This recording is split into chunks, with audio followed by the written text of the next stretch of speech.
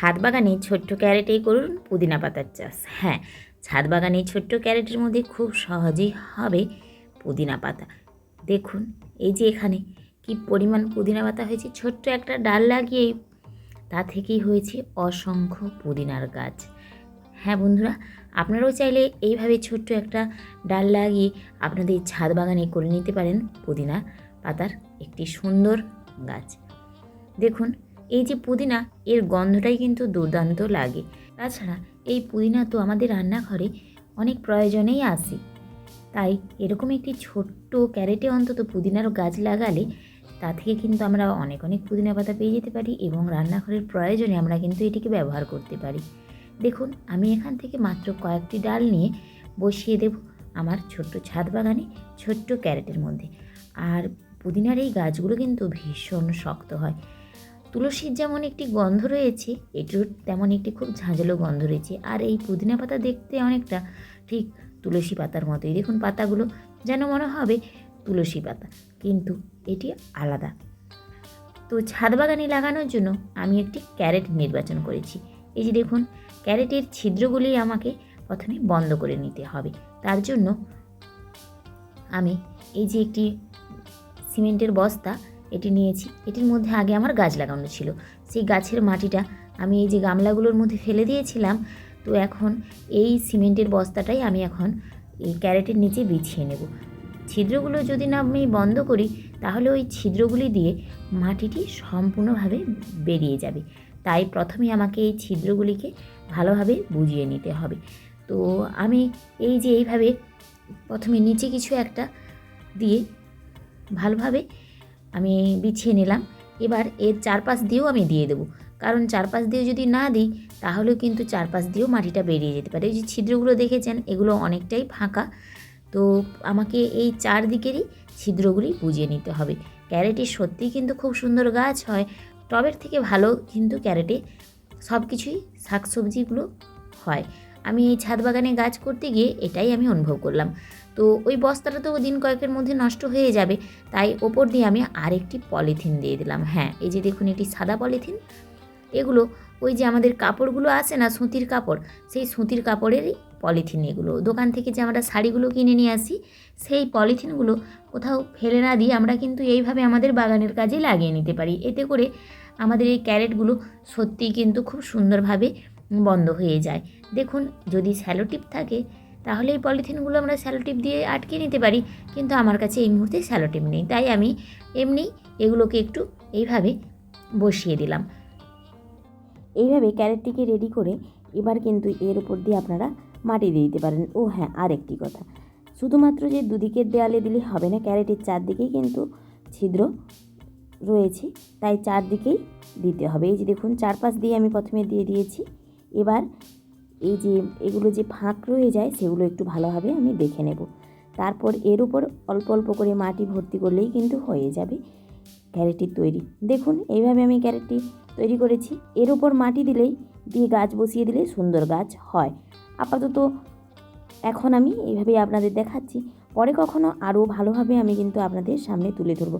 আর হ্যাঁ, এই ক্যারেটে যে আমি পুদিনাটি লাগাবো সেটি পরে অবশ্যই তার আবারও ভিডিও আপনাদের সামনে দেবো যে পুদিনার গাছগুলি কীরকম হয়েছে। এই যে বলেছিলাম আমি সিমেন্টের বস্তার মাটিগুলো এইখানে ফেলে রেখেছি সব গামলাতে। হ্যাঁ, এই যে কিছুদিন আগে এই সিমেন্টের বস্তাগুলোতে গাছ ছিল, আমি আগে ভিডিওতে দেখিয়েছি আপনাদের সামনে। তো এখন মাটিগুলোকে ওই গামলার মধ্যে রেখেছিলাম, মাটি খড় আঘড়া সব কিছুই। তো এখন এই প্রথমে নিচে আমি আখড়া দিয়ে দিচ্ছি। এগুলো আমাদের এখানে ধানের তুষ, অর্থাৎ ধান ঝাড়ার পর ধান যে উড়োলে যেই তুষটা বেরোয়, যেই মানে ধানগুলোতে চাল থাকে না সেগুলোকে তো আখড়া বলা হয়, সেই আখড়া। আর এই দেখুন এগুলো সব খড়, এগুলো এইভাবে পচছে এখানে, আর এগুলোই আমি এখন আমার ওই ক্যারেটের মধ্যে দিয়ে দেবো। দেখেছেন খড়গুলো প্রায় পচে গিয়েছে, আর এগুলো দিয়েই কিন্তু খুব ভালো গাছ হয়। হ্যাঁ, এইগুলো যখন পচে যাবে, এগুলোই তো পচে উন্নত মানের জৈব সার ভার্মি কম্পোস্ট তৈরি হয়। তো আমি যদি কিছুটা পরিমাণ এইগুলো দিয়ে দিই, তো এইগুলো থেকে এই পুদিনার গাছটি কিন্তু খুব ভালো একটি সার পেয়ে যাবে।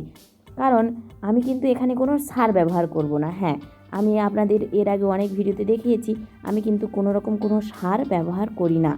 ওই যে খড় বা সবজির খোসা, গোবর সার এগুলো দিয়েই আমি কিন্তু তৈরি করি আমার এখানে সম্পূর্ণ গাছগুলি। গাছের যে মাটি সেগুলো কিন্তু এটাই। এই যে পুদিনার গাছ, এতেও কিন্তু মাটি খুব কমই থাকবে, অর্থাৎ এই ক্যারেটটা আমি কিন্তু মাটিবিহীনই তৈরি করব। আপনাদের সামনেই তৈরি করছি, আপনারাই দেখতে পাবেন যে এই ক্যারেটটা সম্পূর্ণ আমি মাটিবিহীনই কিন্তু ভর্তি করছি। এই দেখুন এগুলো সব খড় আর অল্প পরিমাণে আঁকড়া দিয়েছি নিচে। আর এই যে দেখুন গোবর সারগুলো কীভাবে এই যে মাটি মাটি হয়ে গিয়েছে, অর্থাৎ এই যে বস্তার মধ্যে যে জিনিসগুলো ছিল সেগুলো দিয়েই আমি ওই ক্যারেটটি ভরে নিচ্ছি। এই দেখুন এখানেও দেখুন এগুলো কিন্তু গোবর আর মাটি একসঙ্গে মিশে এই যে তৈরি হয়েছে। দেখুন একটু পাঁক পাঁক মতো হয়ে গিয়েছে, আর এর মধ্যে সবজির খোসাও ছিল আগে দেওয়া। তো এখন এগুলোই আমি নিয়ে নিচ্ছি, কারণ ছাদে এই গামলাগুলোতে এগুলো সব ভর্তি হয়ে রয়েছে এবং আমার ছাদটি কিন্তু বৃষ্টির জল পড়লে এগুলি সব উপচে পড়ছে এবং নষ্ট হয়ে যাচ্ছে, তাই এগুলোই ব্যবহার করব। দেখে আপনারা নিশ্চয়ই বুঝতে পারছেন যে গোবর আমি ওইখানে যে গোবর সারগুলো ছিল সেগুলোই কিন্তু নিয়েছি। এখন ক্যারেটটি আমার প্রায় সম্পূর্ণ ভর্তি হয়ে গেছে। এই দেখুন বড় বড় গোবরের চাই, আমাদের এখানে বাড়ির গোবর এগুলো। আর এগুলো হচ্ছে, হ্যাঁ এগুলো ভুলে গেলাম বলতে, এগুলো হচ্ছে কাঠের গুঁড়ি। আমি যে আগের গামলাতে কাঠের গুঁড়িগুলো ফেলে রেখেছিলাম, সেই কাঠের গুঁড়িগুলো দেখুন এরকম বড় বড় চাই হয়ে গিয়েছে। মানে বর্ষার জল পেয়ে সেগুলো এরকম বড় বড় চাই হয়ে গিয়েছে। সেগুলোর মধ্যেই আমি কিন্তু এবার গাছ লাগিয়ে দিচ্ছি। আসলে ছাদে যে আগে গাছ ছিল, এখন সেই গাছগুলো নষ্ট করেছি আমি।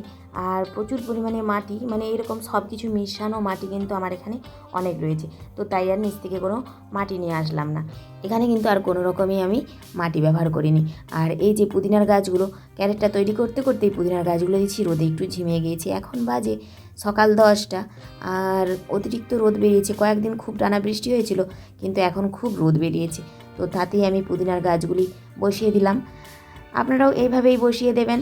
এর আগে কিন্তু আমি আগের বছর বর্ষার সময় অনেক পুদিনার চারা লাগিয়েছিলাম। এগুলো কিন্তু সত্যি একবার বসিয়ে দিলেই আপনার পুরো বাগান ভর্তি করে দেবে। আর নিচের বাড়িতে আমার মেঝেতে প্রচুর গাছ হয়েছিল, বিশাল ঝাড়, কিন্তু কেন জানি না আমি কিছুতেই বুঝতে পারলাম না এই বর্ষায় নষ্ট হয়ে গিয়েছে না কে ছিঁড়ে নিয়ে চলে গিয়েছে। আমি সত্যি বুঝতে পারিনি। সেখানে মাত্র একটি ছোট্ট ডগা রয়েছে। তো যাই হোক, ওখানে কেন হয়নি সে চিন্তা আর করে লাভ নেই। এখন আমি এইগুলো লাগিয়ে নিচ্ছি। আর ওই যে প্রথমে যে দেখালাম আপনাদের যে ক্যারেটটা থেকে আমি নিয়ে আসছি এই পুদিনার গাছগুলো, ওগুলো আমার ছোটো দেওয়ার লাগিয়েছে।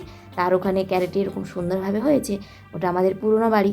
আজ সকালে গিয়েছিলাম, সেখান থেকে ভাইকে বলে আমি কিছু পুদিনার ডাল নিয়ে এসেছি। তো এইভাবেই কিন্তু গাছ আপনারা লাগাতে পারেন, আমিও লাগাই এইভাবে, এবং আমি মনে করি এটি খুব সহজ একটি পদ্ধতি। তবে সত্যিই আপনারা বিশ্বাস করবেন কি করবেন না আমি জানি না, আমি কিন্তু আর এতে কোনো রকম কোনো সার প্রয়োগ করব না। হ্যাঁ, আমি কোনো রকম কোনো রাসায়নিক তো প্রয়োগ করবই না, এমনকি কোনো ওষুধও স্প্রে করি না। শুধুমাত্র যখন গাছ লাগিয়ে দিই, এতেই যেটুকু গাছ হয় সেটুকুই কিন্তু আমার মানে ভালো লাগে দেখতে, বা এগুলো যখন খাবো সেগুলো তো সম্পূর্ণ কীটনাশক এবং রাসায়নিকবিহীন। তাই আমি কোনো কীটনাশকও স্প্রে করব না এবং কোনো রাসায়নিকও দেবো না। যদি দিতেই হয় তো সবজির খোসা বা সবজির খোসা ভেজানো তরল সার, অথবা অল্প পরিমাণে খোল ভেজানো জল বা গুঁড়ো খোল, এটুকুই কিন্তু আমি পরিচর্যা করি। আর দেখুন আবারও আপনাদের সামনে তুলে ধরলাম যে আমার ছোটো দেওরের ওখানে এই যে পুদিনার ক্যারেটটিতে কী সুন্দর পুদিনার গাছ হয়েছে। তো আজকের মতো আমার ভিডিওটি এখানেই শেষ করছি। আমার ভিডিওটি আপনাদের কেমন লাগলো তা অবশ্যই কমেন্ট করে জানাবেন, এবং পারলে আপনারাও এরকম দু একটি গাছ অবশ্যই লাগাবেন। আজ আসি, টাটা।